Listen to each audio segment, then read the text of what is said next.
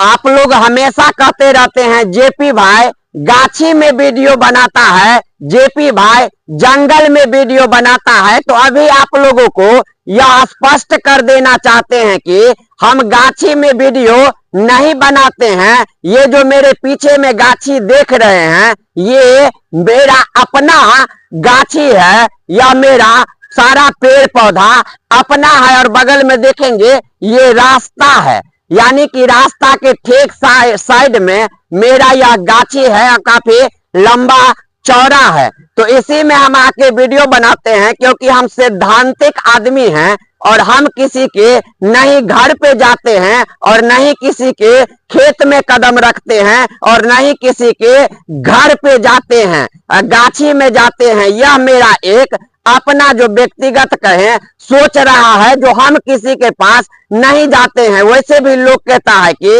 यदि आप किसी के पास जाते हैं तो वह आदमी आपका वैल्यू नहीं करेंगे। और यही कारण है कि हम किसी के पास नहीं जाते हैं, किसी से बड़बड़ करने के लिए, बिना मतलब का बात करने के लिए। मुझे जो वीडियो भी बनाना होता है तो आप जो पीछे गाछी देख रहे हैं, इसी गाछी में आके हम वीडियो बनाते हैं, क्योंकि ये मेरा बाप दादा दे के गया है। इसलिए ताकि मेरा बेटा पोता इसमें आएगा तो नंगटे नाच करेगा तो कोई नहीं मना कर सकता है। और इसलिए हम अपने गाछी में आके वीडियो बनाते हैं, ताकि मुझे कोई देखकर ये ना कहे जो ये पागल किसी दूसरे के गाछी में जाके वीडियो बना रहा है। कोई शान से कहेगा अपने बाप वाला गाछी में जाके वीडियो बनाता है। और यही कारण है कि हम इस गाछी में आके वीडियो बनाते हैं। हम किसी के दूसरे गाछी में, जंगल झाड़ में जाके नहीं बनाते हैं और नहीं किसी के घर पे अपने गांव में